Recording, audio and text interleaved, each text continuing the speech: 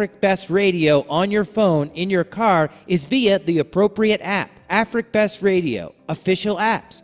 Our website at www.africbest. So many listeners, while they are busy in their Afrik Best Radio is online radio is either pre-recorded MP3 files or live via a microphone broadcast that are streamed over the internet. With Afrik Best Radio, we are not limited to one geographic area or dependent upon syndication partners picking up your show in order for it to be heard. It can be heard all over. It gives your brand a voice and reminds listeners about your product or service. Those who hear your ad can build a mental image of your brand based on the message you deliver. Contact us today for more information. English 00855 81 101. Khmer 00855 12367 764. Or visit our website at www.africbestradio.online.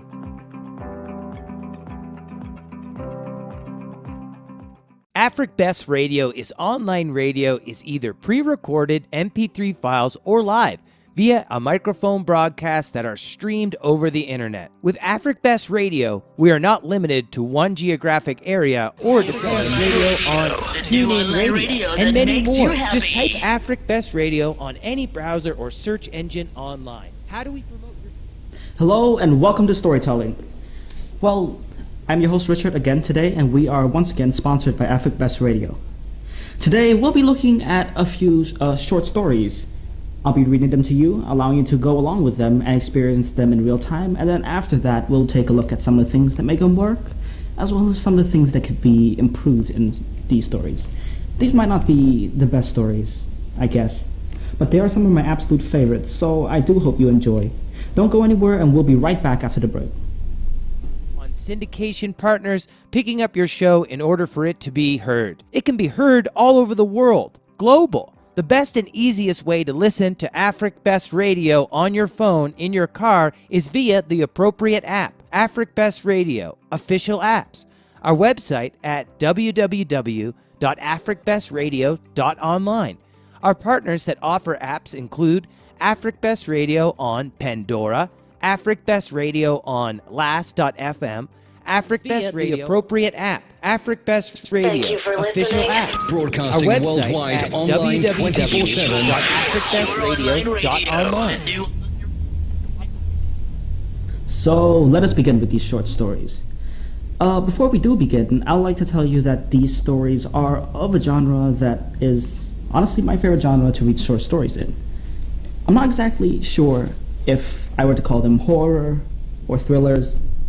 In a way, they're just spooky stories. Most of these stories could be found on websites such as Creepypasta and other places like that. They're free to read, they're not too long, and they're extremely enjoyable. So if you do have time and you do like what you see today, feel free to go take a look, because these are some really good stories that you can just read to yourself and enjoy. The first story we have is one called My Father Punished Me When I Talked to Ghosts. This is a story from that platform, Creepypasta, and it is one of my favorite stories on the platform. So let's start. I've been blind since birth. As I grew up, everything was described to me in such vivid detail that I didn't even realize it was important to see, especially having no reference point to compare it to. We lived in a single-floor ranch house. That's what Father told me. In my mind, of course, I could see. Although, unlike how a sighted person could see, I had spatial awareness. I knew where my bedroom was, where the bathroom, living room, and kitchen were. Each wall had its own texture. I don't know if that was done on purpose, or if I could just feel things others never noticed. I rarely fell over. Only if Father or one of the visitors put something somewhere they shouldn't have. It's usually the visitors, and Father would shout. They visited infrequently, and only briefly when they did. Father said I shouldn't speak to them, that it unsettled him. He'd worried when I saw something he didn't, saw it with my ears or by touch. Ellie was the first. Ellie was the first. She seemed very sweet. She asked me my name and why my face was so messed up. She was in the living room. I could hear where she sat from her breaths, harsh nasal sounds, as if her nose was blocked. When Father had a cold, he'd always breathe through his mouth, big, labored breaths, as he wasn't used to it. When people mentioned my face, I always touched it, trying to work out why it was so strange to them. When I asked if I could touch theirs, there was always a pause. I guess sighted people never did that. Why would they need to? When I asked Ellie if I could touch her face, she reluctantly agreed. But moments later, Father entered the room and asked me who I was speaking to. I told him, nobody. He would always punish me when I spoke about them. I think it scared him. He'd take my arm and march me off. I'd be knocked off balance and disoriented to the point where he finally set me down. My hands would frantically search my surroundings until I knew where I was. It was usually my bedroom, though every now and then he'd leave me outside in the middle of nowhere. That was the worst. I would be lost and scared. He told me about the road that ran in front of the house and explained that the sounds I heard were cars, that they'd kill me if they touched me. The sounds were my only means of recognizing my surroundings. I waited until I heard one and then knew which way to run back to the house. I heard Ellie that evening. She was whispering to me, saying she was scared. I whispered back, but she didn't hear. I asked Father about Ellie. He didn't want to talk about her. I asked him why. He didn't reply. When I told him that she asked about my face, he asked me how I responded. I told him I wanted to touch hers. He laughed, though I knew he wasn't happy. I could hear the difference. When you laugh for pleasure, your mouth is wide open. When you pretend, your mouth is closed. To me, the difference is obvious. It wasn't until I was older that he explained. He said that we lived in a special place, connected to the other world, that sometimes dead people slip through, people who died in pain and wanted to reach the living. He explained because I couldn't see, I was able to tune into that they knew I was listening when others weren't. He said I had to ignore it. Otherwise, he told me, they'd latch on and never leave me. All the dead want is to be alive again, he said. It was dangerous, and they would trick me. He said he knew how to deal with them, but he couldn't help if they became attached to me. Alex appeared to me a few years later. She told me she was lost and didn't know where she was.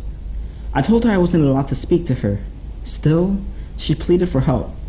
I kept quiet, knowing what would happen if I said anything. Did you speak to them? Father asked. Though I was upset, I told him no. I wish I could help her. I knew what it was like to be lost, and it scared me.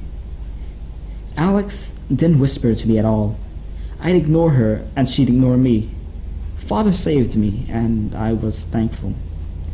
After Alex, I knew what I needed to do, so I did it.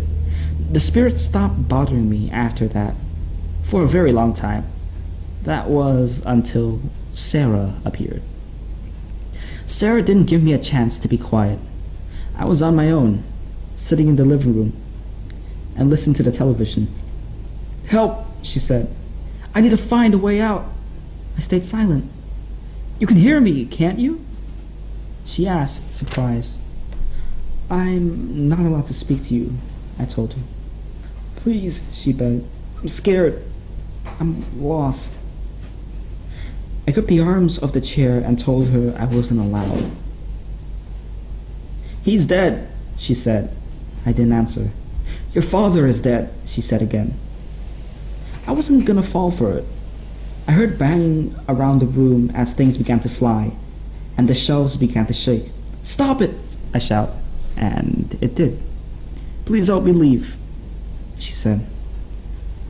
I wasn't going to talk to her. I did the only thing I thought would help. I unlocked the front door, hoping she'd run out and get lost, just like I would do. When I heard from her no more, I locked the door and sat back down. I listened intently for any signs she was still there. Except for the sound of the TV, it was silent. I hated when my heart raced.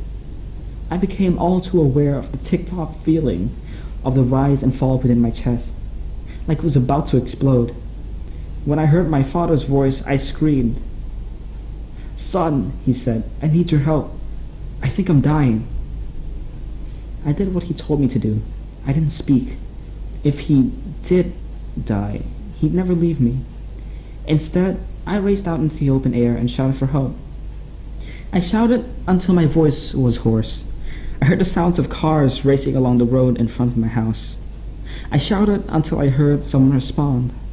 It was a woman. "What's wrong?" they asked. I told them I think my father was dying. They asked what happened to my face. I pleaded with them to help me, and they promised they would. I sat down on the grass and waited. Sometime later, the woman returned to me and asked if she could hold my hand.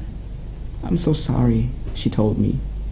I heard the sound of sirens and people rushing. I asked what was going on. The woman said she was there for me. As the noise died down, a man asked me a question. "I'm a paramedic," he said. "What happened to your face?" I told him I was fine. He asked if I was sure, and I told him I was. He asked if I minded him touching my face. I said it was okay. A moment later, I felt a pressure release from around my forehead, and the air felt cold against my skin. It sounded as if he were peeling an orange. I imagined that in my head and worried he'd expose my insides. I screamed and asked what he was doing. He told me everything was going to be okay, and the woman squeezed my hand, telling me to be brave. I didn't know what I was experiencing.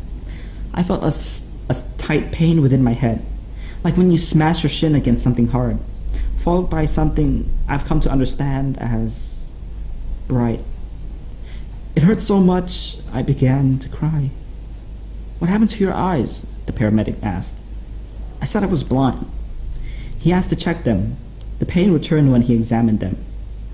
"Do you know him?" the man asked the woman who had helped me.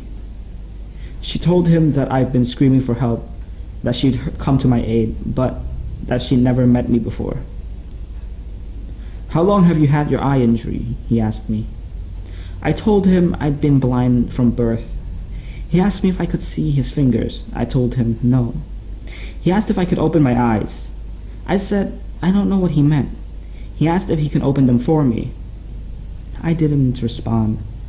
Then I felt his fingers on my face, fingers covered in something rubbery. Suddenly it became bright again. I screamed. He tried to calm me. The woman squeezed my hand again. I didn't know what was happening. Things I couldn't describe came to me. It was like it always was, but multiplied 100-fold, and so much more real. I carried on screaming as a fuzzy form came into view. "Just breathe, okay?" the paramedic said. "Everything will be fine. When was the last time you saw?" As my heart began to calm and my breathing slowed, I became distracted by what I was experiencing. It overwhelmed me, and I wanted to cry, and I did. "How long has it been?" he asked again. "I've never seen anything before," I told him. I was told to keep an eye mask on for most of the day, only taking it off at night at first, to allow my eyes time to adjust.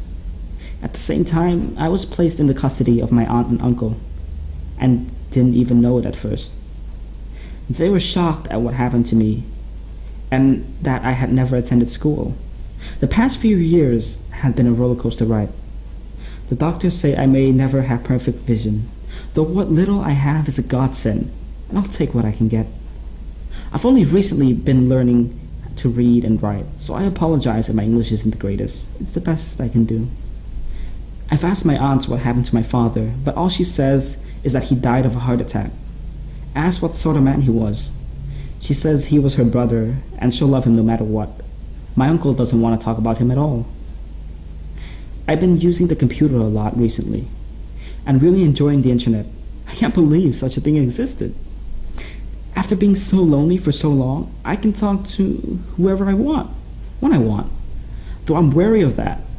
After all, how do I know if who I'm speaking to is alive? No one seems to share my father's concerns about that. Today, I was on a forum discussing the spirit world. I was so happy to find people I could relate to. And someone curious about my username sent me a link to an article on a true crime website. It was about my father and mentioned me by name. They asked me who I was and if I was the same person. According to the article, my mother had gone missing soon after my birth. It said that I'd been bound so that I couldn't see, that my father always wanted a daughter. They found 14 bodies in the basement. They said one got away, a girl by the name of Sarah Frank. She was the one to call the police. They found my father's car parked in the back of the house. They supposed he carried his victims into the basement via the storm entrance and left them there. Sarah had managed to get away after she agreed to be his daughter, following 4 days of sustained torture. She stabbed him with a knife he'd placed on the counter to butter some toast. I didn't want to believe it, and I'm not sure I would have if it weren't for the names of the victims, two of which stuck out: Ellie Farmer and Alex Riddle.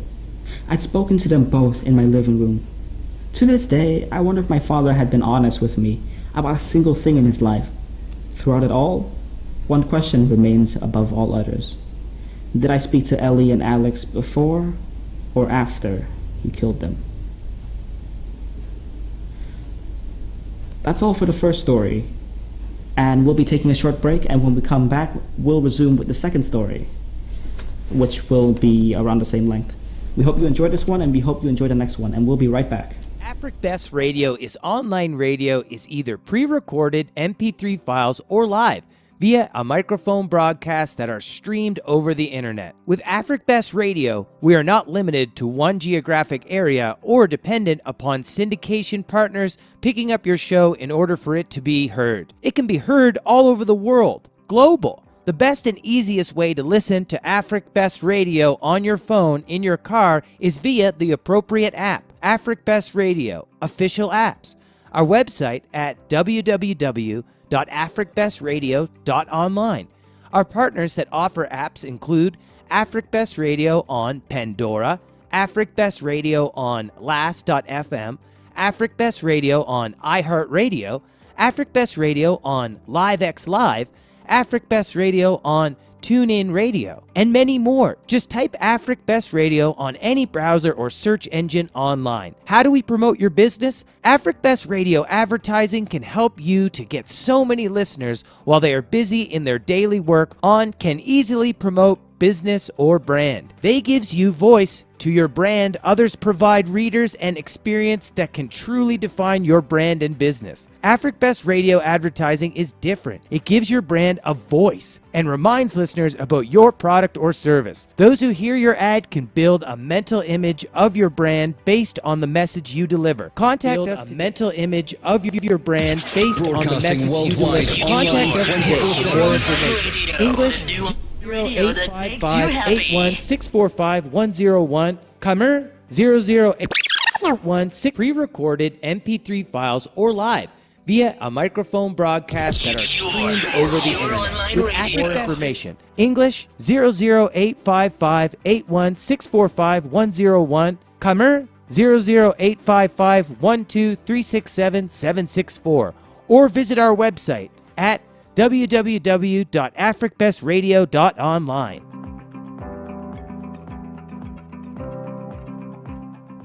Afrik Best Radio is online radio is either pre-recorded MP3 files or live via a microphone broadcast that are streamed over the internet. With Afrik Best Radio, we are not limited. Last.fm, Afrik Best Radio on iHeartRadio, Afrik Best Radio live, Afrik Best Radio on TuneIn Radio. Welcome back to Storytelling, and we'll shortly get into the second story of this program. This story is called The Living History Project, and in my opinion, it's a little bit better than the last one, although it's just as enjoyable and both are extremely fun to read. Let's begin. One of my least favorite parts about being a middle school history teacher is the living history assignment we give at the end of every school year. Kids are supposed to sit with their grandparents and videotape, voice record, or transcribe their oldest memory for posterity and for an easy way to bring up their GPA. I've been doing this for 17 years, and while I collected projects this time around, I assumed they would be dull, if not.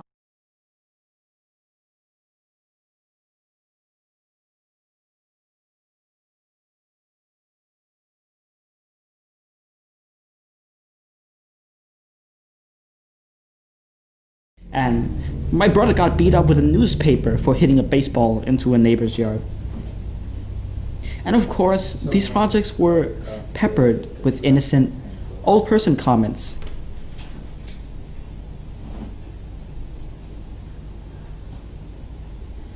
Now, I had a girl in my class whom I will call Olivia. She was pudgy, quiet, and proved herself a consistent B student. I expected her project to be as unremarkable as her, and perhaps that's why I was so profoundly disturbed by what I witnessed that night. Olivia had submitted to this for some reason, so I began with the one marked interview. My screen hiccuped twice before a grainy image of a living room came into view. The place was a hoarder's hell. Olivia was curled up in an armchair, clutching a notebook and looking like a scared animal. Across from her sat a man with a somber countenance, smoking a cigarette and staring at her expectantly. "Go ahead," a woman's voice whispered from behind the camera. Olivia's owlish eyes flashed towards the screen, then back to the man. "I'm here with my great-uncle Stefan," she says almost inaudibly. "He's going to tell us about his oldest memories from being in the army." Great-uncle Stefan looked like he'd rather be in a goddamn trench at the moment, but he waited patiently for the questions to begin. Not surprisingly, Olivia read verbatim from the suggested question sheet I had handed out to the students. He handed her courteously. Once or twice, I heard her mother whisper, "Speak up, Olivia," from behind the camera. Typical boring stuff.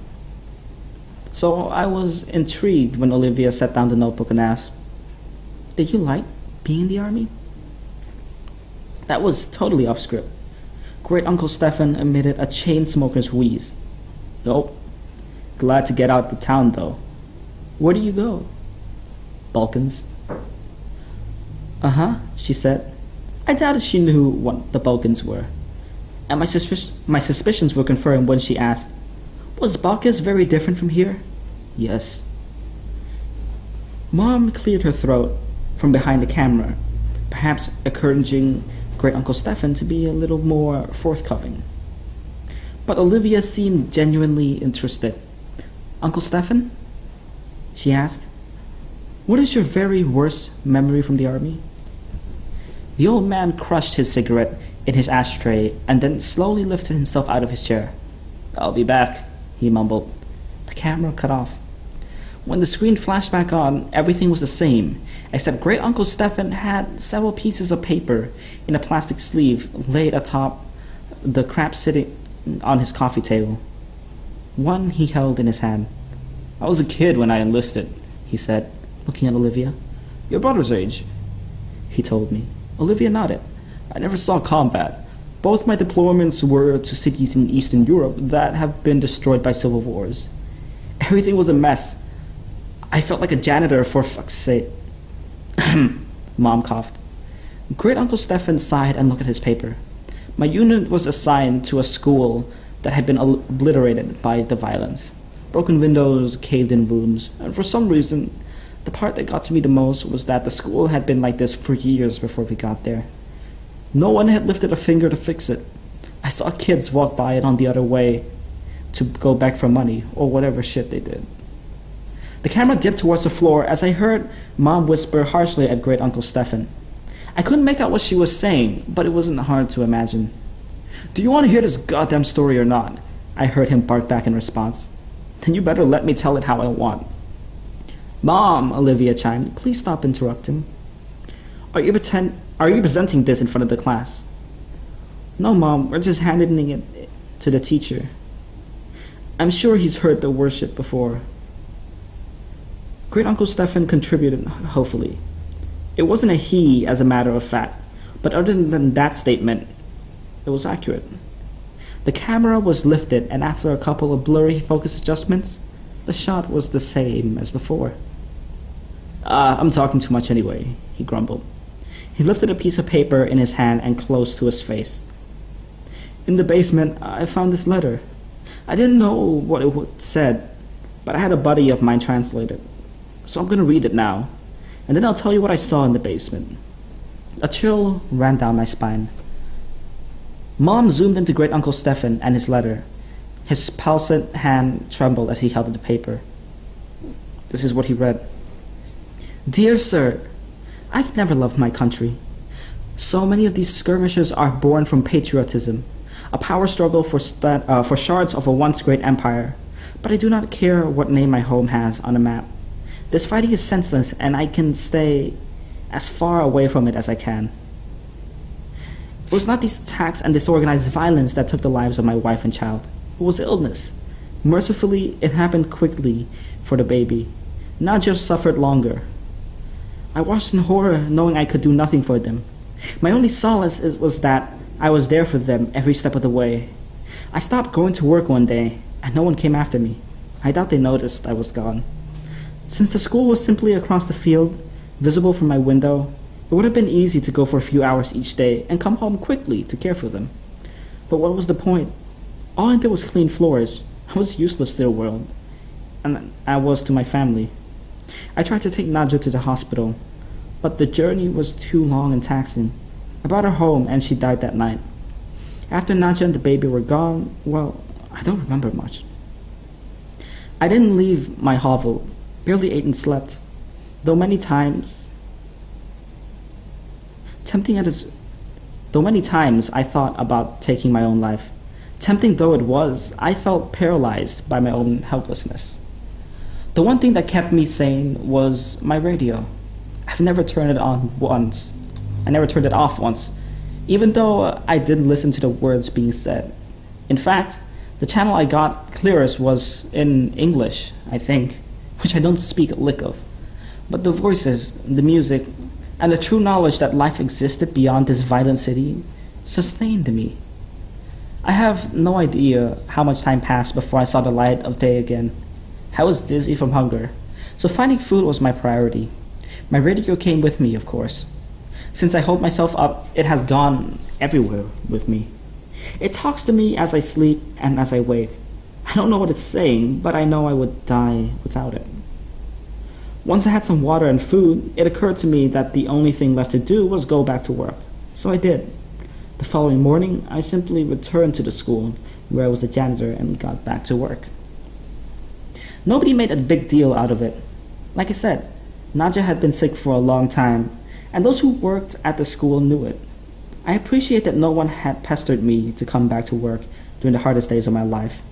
The teachers never said much to me, but smiled at each other in the halls, and that mutual respect was perhaps the reason I decided to come back after all. The place had gone to the dogs without me, so I simply grabbed my broom and rags from the closet and set to cleaning. Everyone was grateful to have me back. I know. And the best part is, nobody minds my radio. I bring it with me everywhere and keep the volume low enough not to disrupt the students. No one's ever complained. In fact, I suspect they like it. The schoolhouse is not very big, but does require a lot of maintenance. The floors are always sticky and stained, so I spent most of my time mopping. Kids make messes. I guess that's why they get still in business. Sometimes I have to move things around to make sure I get every spot on the floor beautiful and clean, but I take pride in that. And the repairs. The school always needs tune-ups here and there, and I am happy to help. Some days I'm reconstructing a desk that broke as I whistle along with the radio. Other times I handle more serious structural issues. Days when I have to work like this, I feel truly instrumental, like a cog in a larger machine. How could the school survive without me? It took me a long time, but once again, I felt that I had purpose. There was this larder behind the school that's full of preserved food. In lieu of payment, I'm allowed to take as much food as I need. That arrangement is fine. What do I do with money anyway? I used to bring the food back to my home, just one field away from the school. But when I started sleeping in the basement, no one seemed to notice. The school's special to me, and I cannot leave it unguarded. When I am besieged with memories of my wife and baby, I turn up the volume on the radio and drown out such thoughts. It works every time, except this morning. Because this morning, I woke up to dead silence. I frantically examined the radio to see what happened. I honestly cannot tell you how many days in a row I have been using it. Did it simply live out its life and die naturally? I've spent the entire day trying to fix it. Most of the time, I've been crying. I'm losing my mind without it. I had given myself until sundown. If I cannot fix it by then, I'm going to take my life. I'm writing this because the sunlight is starting to die and I know what my fate shall be. I've thought about taking one last walk through the halls of my school, saying goodbye to the students and teachers. I know I will be missed, but I cannot bring myself to leave this room. I cannot go anywhere knowing my radio is in here, dead. There are no more tears in me. It feels now like I can't catch my breath. I vomited what little food I had in my stomach, and I'm growing dizzy again, like I did after Naja died. I'm not long for this world. But before I take my life, I've closed the door to this room and stuck a chair beneath the handle. It's the only room in the basement and has a small casement that lets in just enough light for me to see what I'm doing. If anyone is kind enough to come looking for me, they should not be met with this gruesome sight. Perhaps they will see the door is blocked, smell my rotting body, and simply forget I ever existed. But I placed both my radio and this note outside the door. Kind sir, if you are reading this, I have one humble request. Please fix it. Save my radio. It did not deserve to die in its sleep, and I am ashamed that I cannot revive it. Now I'm ready to join Naja and little Lumidia in heaven. I hope this school can find another janitor who loves and cares for it the way I do. The hour is now. Do not forget my radio.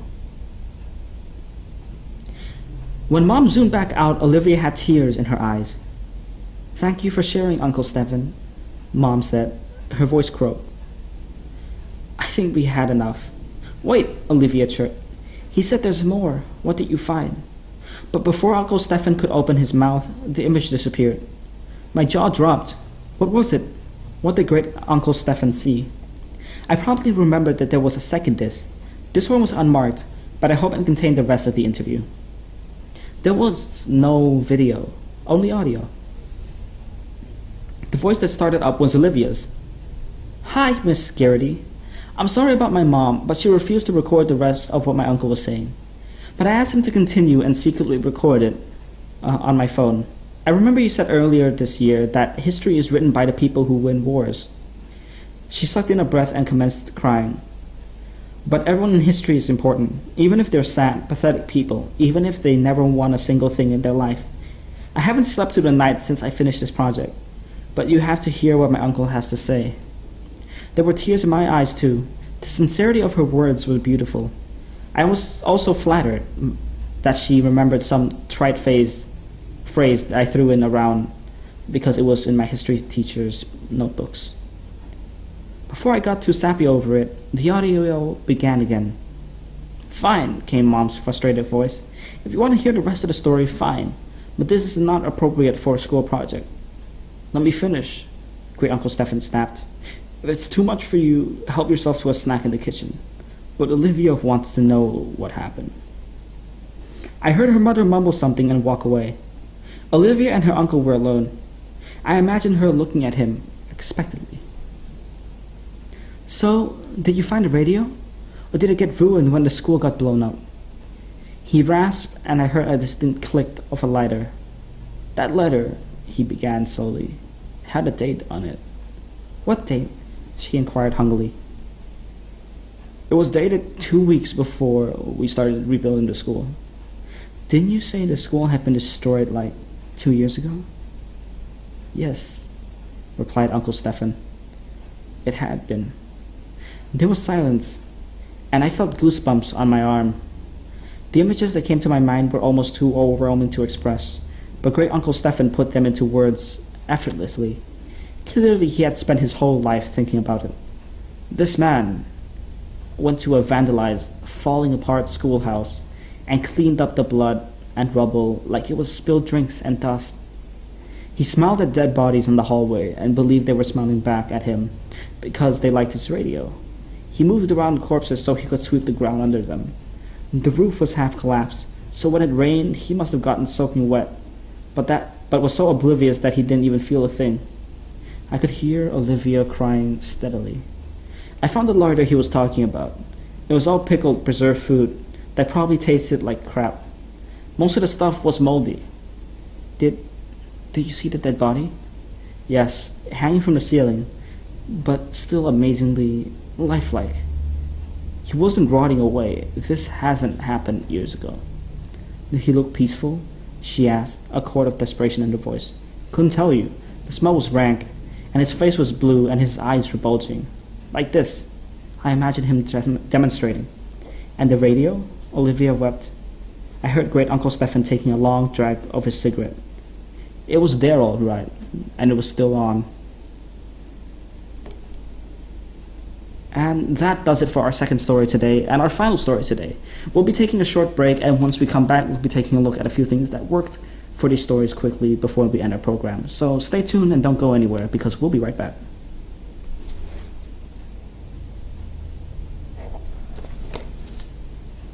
One geographic area or dependent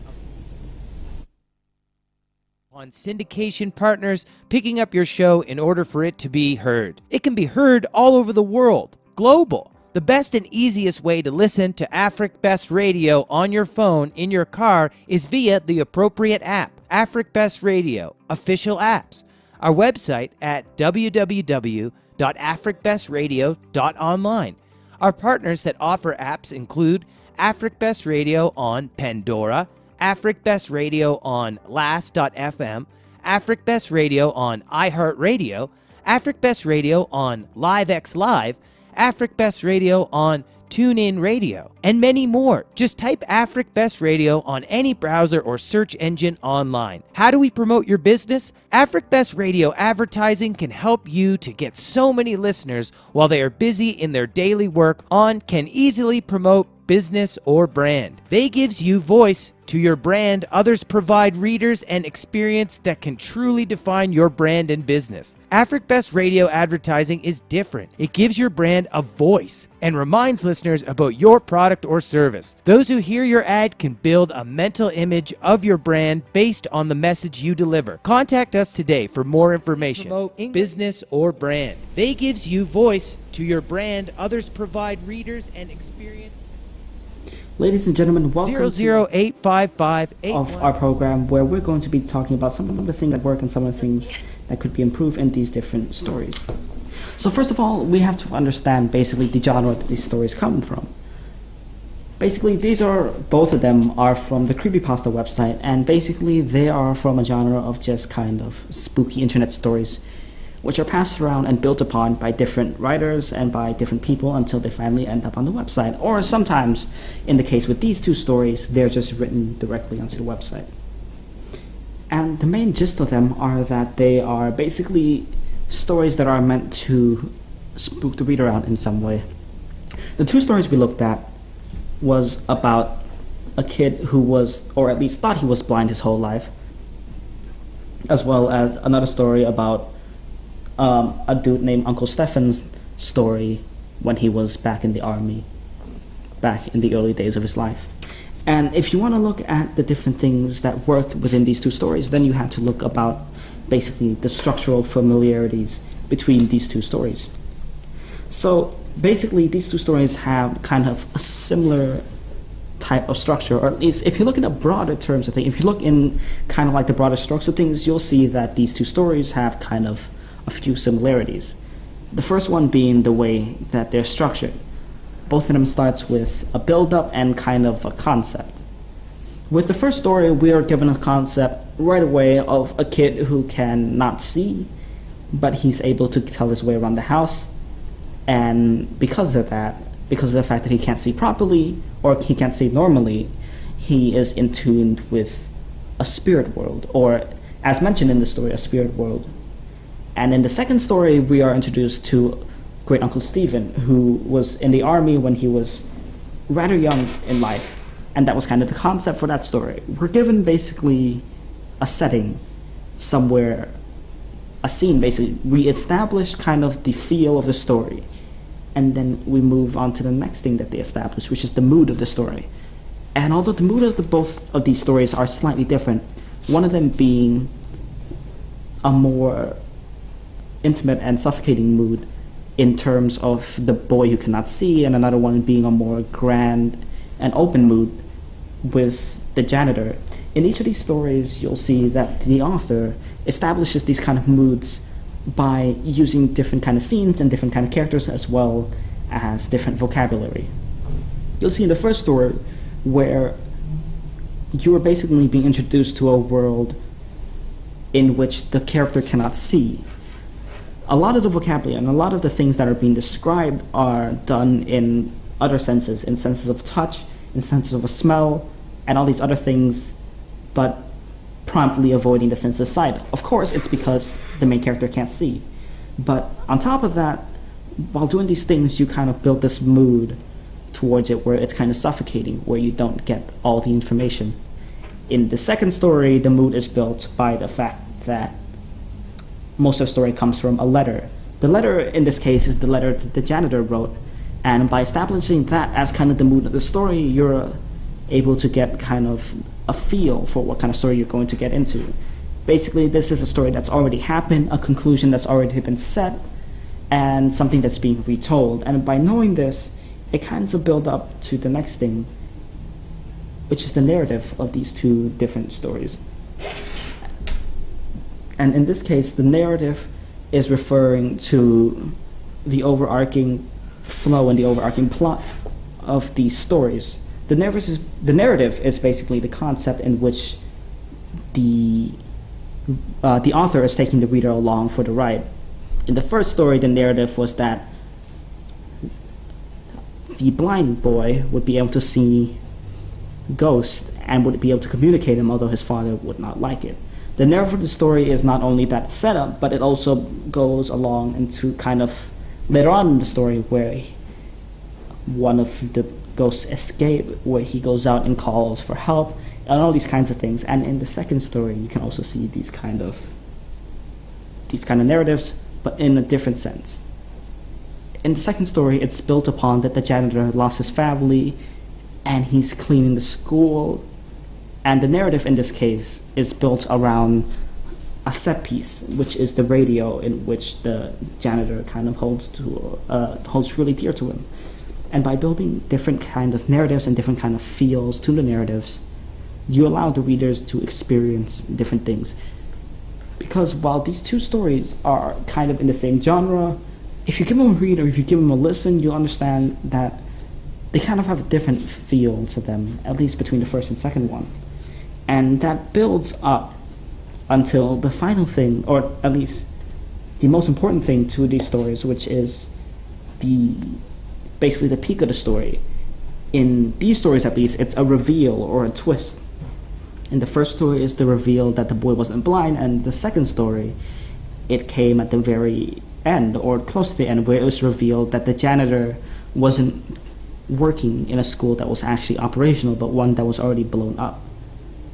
And by doing these kind of reveals, by building towards kind of an idea and either twisting it around or revealing some crucial piece of information that allows the story to be recontextualized, you're allowing for a few different things to happen to the story. First of all, you change the experience of the story for the reader completely. Once they get that reveal at the end, once they finally understand that little piece of information that wasn't provided to them in the beginning, reading the book again will give them a completely different feel, a completely different mood, a different build-up, and a different narrative, because now the reader has an understanding over things that they didn't before, things that are crucial towards understanding the story as a whole. And because of that, The second reading of these stories is always different from the first reading of these stories. That's not the only thing that a reveal does, though. A good reveal, if done in a way where it makes sense, in a way that logically progresses from the narrative, where there's no plot holes and where there's no basically gaps within the story, you offer a great kind of emotional attachment to the reader, where when they finally get the reveal, either they feel like, oh, they've gotten there by themselves, or they feel like the book guided them. It doesn't matter, but what matters is that if it's done well, it'll stick into the reader's mind. And if your goal as an author is to stick in the reader's mind, is to write something that's memorable, and you're writing something within this genre, then the reveal is completely and extremely important, whether it's a reveal or a twist or something that just gets the reader to recontextualize the story in another way. These are kind of the little things that work for these stories, kind of the little things that push these stories forward, and it's in this genre that allows these stories to be understood by readers and to be interesting to the readers. And not only that, not only do you have to get all of these things in place and in order, but you also have to make sure that you get these things in the short time frame that they're being presented in, because of course these are short stories, and instead of being read over days or weeks, they're being read over a few minutes, 10, 20 minutes or something like that. With the shorter time frame, you have to be able to include all this information in a way that conveys it to the reader, but in a way that's not too rushed, but it's not too delayed. Because if it's too delayed, then you run the risk of extending the story past its kind of sweet spot and changing it from a short story to a long short story, which nobody wants. But if you rush it too much and you miss a lot of information and everything is not paced properly, then instead the reader will just feel extremely confused by the end of it and probably not enjoy it as much. These are just kind of a few things about writing a short story and a kind of few things about writing stories in this genre. We hope you enjoyed, and that is all for the program today. We hope you enjoyed the stories, we hope you enjoyed the analysis of the different things that worked in the stories, and we hope you'll tune in again on Saturday when we go into a new topic. We'll see you next time. This has been Storytelling, and thank you for sticking with us. Streamed over the internet. With Afrik Best Radio, is online radio is either pre-recorded MP3 files or live via a microphone broadcast that are streamed over the internet. With Afrik Best Radio, we are not limited to one geographic area or dependent upon syndication partners picking up your show in order for it to be heard. It can be heard all over the world, global. The best and easiest way to listen to Afrik Best Radio on your phone in your car is via the appropriate app, Afrik Best Radio, official apps. Our website at www.africbestradio.online.